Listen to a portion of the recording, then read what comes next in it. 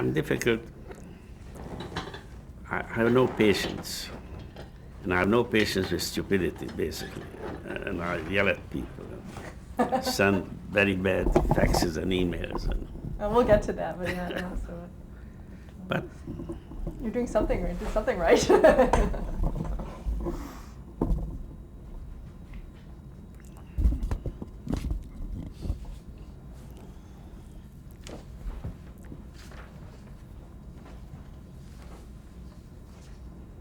And I especially don't like people being late.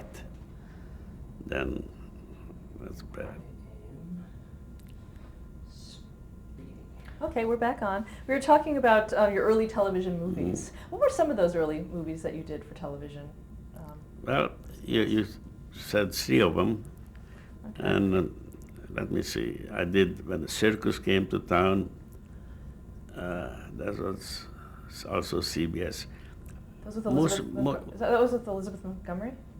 Who? Elizabeth Montgomery, yeah. Yes, it was great. It was great. And I did mostly for CBS in the beginning, and then Hallmark called me and I did a few Hall of Fames. And again, because CBS had a contract with Hallmark, all the Hall of Fames are on CBS. So I really became a CBS movie maker till NBC called me and I did my very first miniseries for NBC. No, sorry, I did Lonesome Dove for CBS, which was the biggest thing I did for CBS. And then I was suggesting certain stories, and they said, that's not for us, that's for kids, and Gulliver Travel was one of them. They thought it's a kid's story. And this is when the problems get started with executives, the young executive who I dealt with. I asked, did you ever read Jonathan Swift? He says, no. Well, he wrote Gulliver Travels. And why do you think it's for kids? Well, I saw Lilliput. And you think Lilliputians are the only thing in Gulliver Travels? So these are the problems you go through, when you try to do something. And so I went to NBC. And that was much later. That was maybe in the 90s? Yeah. And NBC just saw it immediately, and so Gulliver Travels happened and turned out to be the first miniseries that used lots of CGI, used lots of feature movie techniques, which television didn't use up till then, and was a huge success. I think won an Emmy too, and it was a huge success. Now, how hands-on were you with something like Gulliver's Travels? I'm overseeing makeup, overseeing drawings, costumes, everything. Casting? Casting, definitely. I am very good at casting. Matter of fact, lots of people worked for me who wouldn't work for television before. And I remember talking to Josie Scott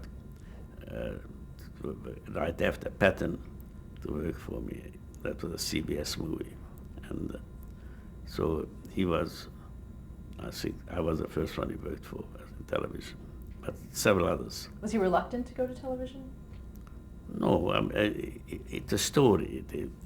Not only the story, but how you talk to them and tell them, look, you do what you want to do. You create, you rewrite the script, whatever you want to do, it should be your movie. And other producers won't let that happen. This is a script, you do it. And money doesn't matter to these people anymore because they make money in the feature business. They want to do something really good.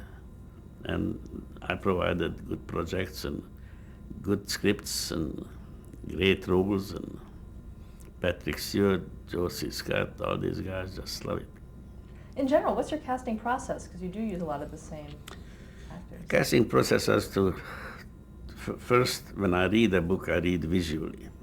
And that goes back to my photography days, that I see the book. Then I go and draw conceptual art of how I see it should look. And then I think, what character would fit in here? Like I did King Lear in Texas, a Western version of King Lear. And There was nobody else but Patrick Stewart who could play that, but nobody else. I mean, I wouldn't do it if he wouldn't do it. I went and showed it to him and taught him, and it was a great King Lear.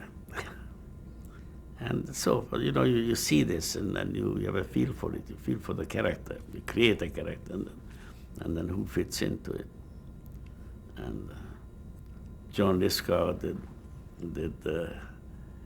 we photographed in Spain the what's the title? The crazy Don Quixote. Don Quixote, and Don Quixote was this gaunt, fighting windmill kind of kid, and John Lithgow is a typical guy who would fit into that picture. So once I create an image in my head, then I know who to cast. And most of the time I'm successful, lots of the time I'm not, but lots of the time because the project is so interesting. And how do you create the look? How do you work with the art directors and the production designers to get Well, that comes from the conceptual art. Before there is a script. I can show you on the camera if you want to how it looks like. You want to see one? Yeah, let's stop camera.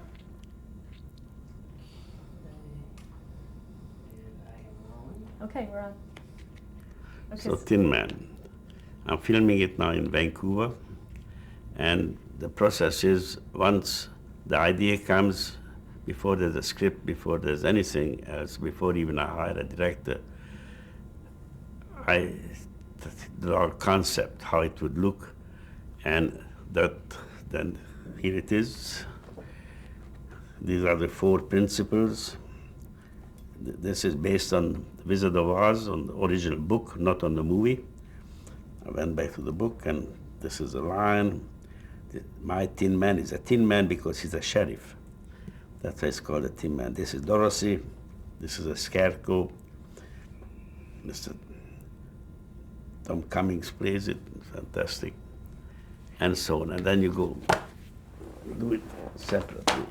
Now, do you draw them out yourself? I start the drawing, and then the designer whom I hire adds his touch to it, and that's how it works.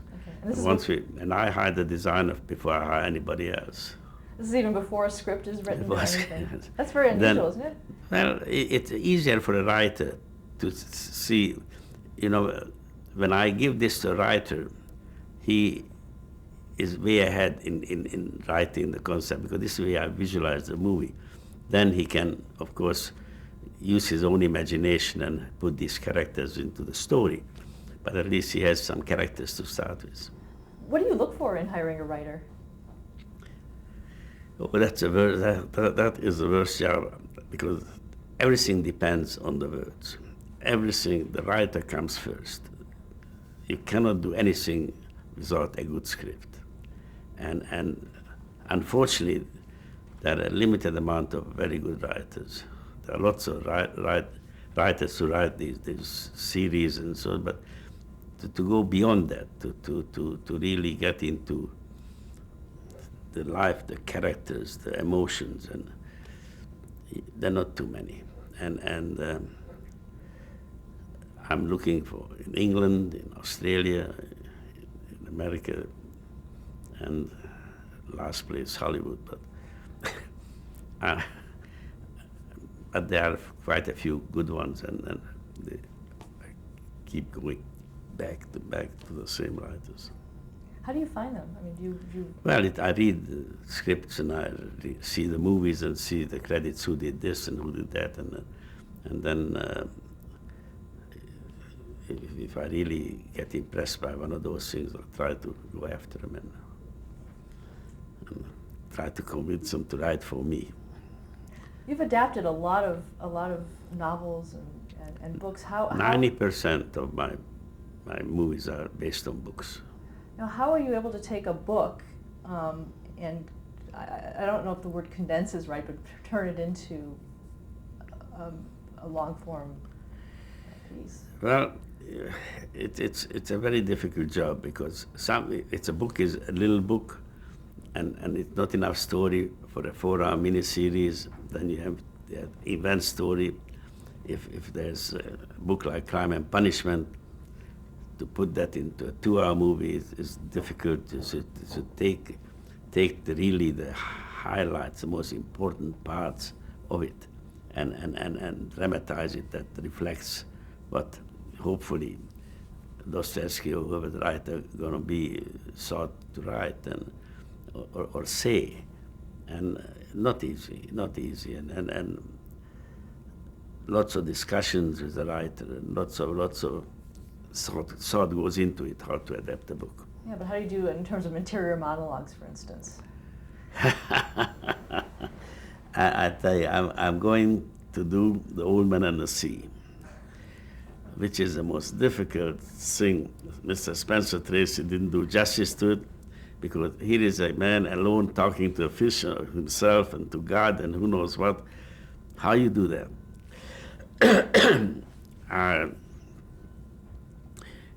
Orson Welles, our discussion with us a few times, and he also worked for me a little bit. He said the most difficult thing to write or direct or act is praying and making love, because that's so within inside you. If you show too much of it, it's phony. It all has to be inside you. How you do that, how you act that.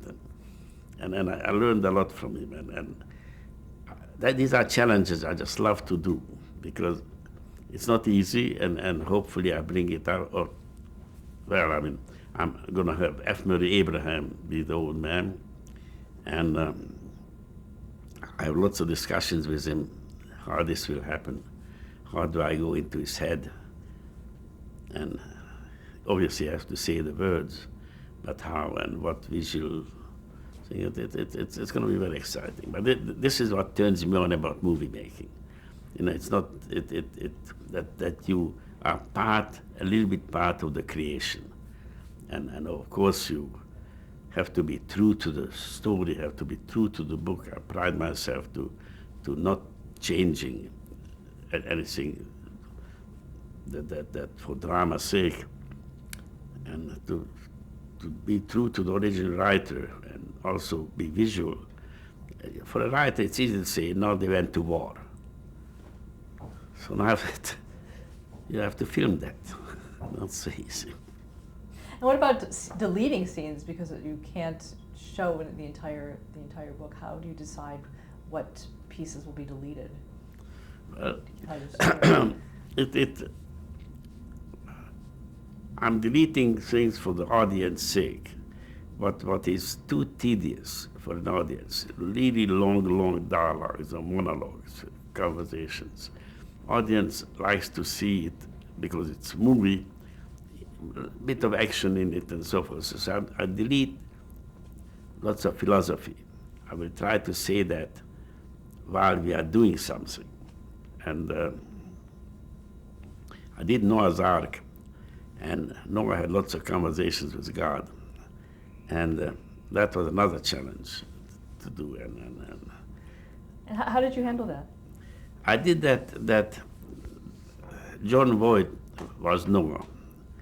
And I was thinking, so if I wanted to be true to the Bible and have these conversations, but I didn't want to have a God or a voice coming from nowhere.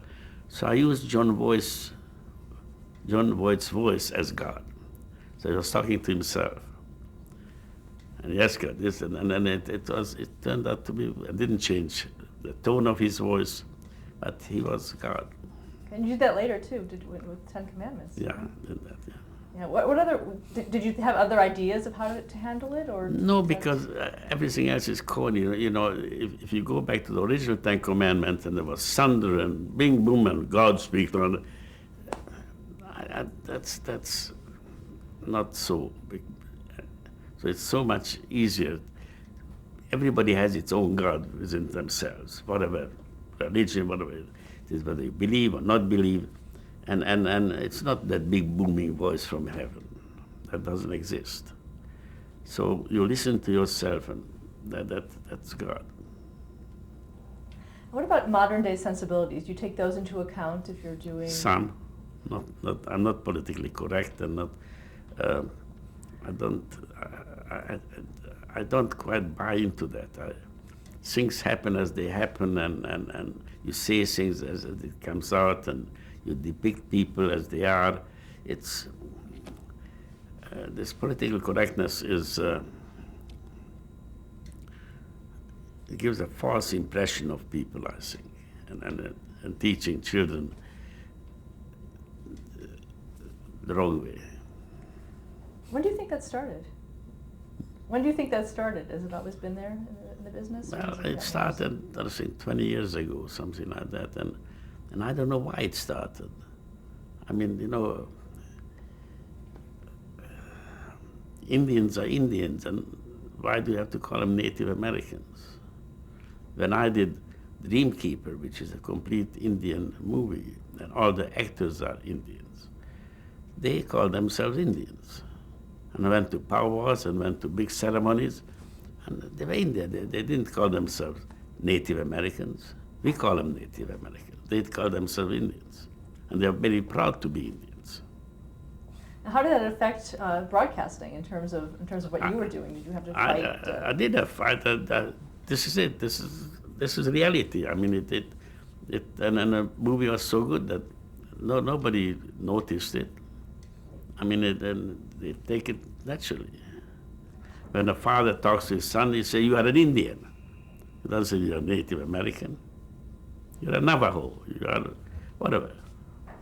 How important is it for you for your films to be realistic? Well, it's important to the story. And if I'm a true storyteller, if I want to do a book and be true to the author, and these authors are big name authors, then I don't want to cosmetically change the whole thing and become politically correct because some people are that way, but Steinbeck wasn't politically correct. If I do Uncle Tom's Cabin, I won't be politically correct. But I want to do Uncle Tom's Cabin because it's a great book. Okay, what about historical realism in terms of the research that you do and? We go to all lengths. We go to museums. We research. With Moby Dick, we went to all kind of old whaling stories and to be just right, for the characters to be just right, the words to be just right, knowing what the whales do, what we can do with the whale, what we cannot do with the whale. You go all lengths. And clothes, very important, that it be authentic, whether I do Odyssey and go back to the old Greek days or whatever, clothes is important. I want to ask you about some specific productions going back a little further. Izzy and Mo. That was fun. I brought these two guys back together again. Art Carney. And they parted in great anger, and they would never work with each other again. And then I went visited each of them separately. Art Carney was up in New York, upstate New York, and Jackie was down in Florida. And said, why not? And read the script. They read the script, and they said, okay, one more time. And that's how it happened. Did they talk to each other, or was it all through you to get it to No, they didn't talk to each other. When they met on the set, then they started talking to each other. What was it like when you saw them meeting on the set? Oh, God, I was afraid that they didn't even look at each other. They didn't. Jackie was a real bad guy. He's really. Art Carney tried to, start a conversation, so forth, and to get them finally to talk to the press together. That was the biggest thing. Finally, they got together and they smiled, and by the end of the movie, they talked together, and they didn't become friends, but they were civil to each other. Was it hard to not have it reflected on the screen? The actors, they're good actors. That's what's wonderful about these people. They hate each other guts, but in the movie they embrace and kiss and all that stuff, and that's what's wonderful being an actor, and that you can do all that. Terrible Joe Moran. Oh, that's the saddest of all. Um, that was, I think, the last movie he did. That's James Cagney. James Cagney, and it's a funny story, a sad story. I was CBS wanted this movie very much. James Cagney and it was first movie Ellen Birkin did, I think, and she was in it, and again Art Carney was in it, and it was a great cast, a great movie, and then Cagney got a stroke. And I went up to them, said, Jimmy, you cannot do that. You have to do this movie. And he couldn't talk. He was lying, oh. And I said, what I'm gonna do? And I needed that money very badly then for some, I don't know why, but I was broken and I had to make this movie. It couldn't happen. So I went to his doctor and everything. So finally, we rewrote the script that the Cagney character was in a wheelchair. And he still couldn't talk too much. But then the doctor said that physically he's all right. He just, has no use of his legs and so forth, and it cannot put a whole sentence together. He can say words. So I told Jimmy, we're gonna do the movie. He said, oh yes, he loves to make movies. Okay, so we put him in the Carlisle Hotel, and we filmed the whole thing around the Carlisle. He was in a wheelchair, and I get every day from CBS a phone call. He said, is there something wrong with the sound, Mr. We cannot quite understand what Mr. Cagney says. He said, oh, we'll fix that. So I had to put Jimmy's hands on the wheelchair, tie him on it, and we pulled the wheelchair with the thing, so his hands went around like he would do it. And everybody, old people usually, but Jimmy even more, cry very easy. He cried every time he heard the national anthem. He cried, and there was great crying scenes in the picture, and especially with Alan Arkin. And so he's in bed, start playing the national anthem, and start crying for that. Oh, horrible stuff. But the movie, then I had to hire a Jimmy Cagney impersonator and redub the whole picture. And it's one of the loveliest movies I ever done.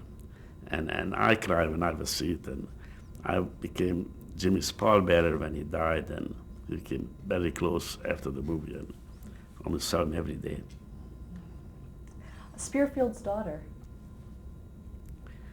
I don't even remember that picture too well. I guess the most important thing was that it was one of your first miniseries. Yeah. Nothing really exciting happened. That was for Procter & Gamble. But nothing really significant there. Just lots of work. Barnum was another. Barnum was great. I mean, that again was probably the last movie. What's your name? Burt Lancaster. Burt Lancaster did. And he was a great Barnum. We did it in Montreal. And I know that I had to go to Barnum Bailey Circus to borrow their midget for my movie, and the midget turned out to be Hungarian. And I had more problem with the midget than with anybody on the thing. He was a troublemaker, and he was a really tiniest little guy, wonderful guy, but he was bad. He teased women, and he did all kind of horrible things, and had midget problems, but otherwise it was a great movie. Choices. Choices is George C. Scott. That was a politically thing movie, but that was about abortion, and yes or no. And it was a tough movie to make, and it was way ahead of its time. CBS took a great gamble with it because it was in the news then, and it was discussed, and all the laws are just about anti-abortion laws were coming about. So that was a very timely movie to make, and a tough script to write, because the half of the crew or half of the people involved did not know which way to go, whether the choice is the right way or the other life is the right way. Was that something that you were interested in, more political type movies? I was interested intellectually, not personally in it, and because I am obviously pro-choice and being Hungarian and all that stuff. We are that kind of people, but I don't think George C. Scott was. And he was a very, very religious guy, and he had problem with some of the words we had to change because he had problem with it and so forth. But that was an interesting movie to make, because the real problem appeared on the set and on the movie. Interesting. Did you have outside forces also trying to? Well, we consulted lots of people, from politicians to church people and priests and so forth. So we had everybody's point of view, and great dialogues and great arguments. George and his daughter, for example. George was pro-life, and the daughter was pro-choice, and so that was great dialogues in there.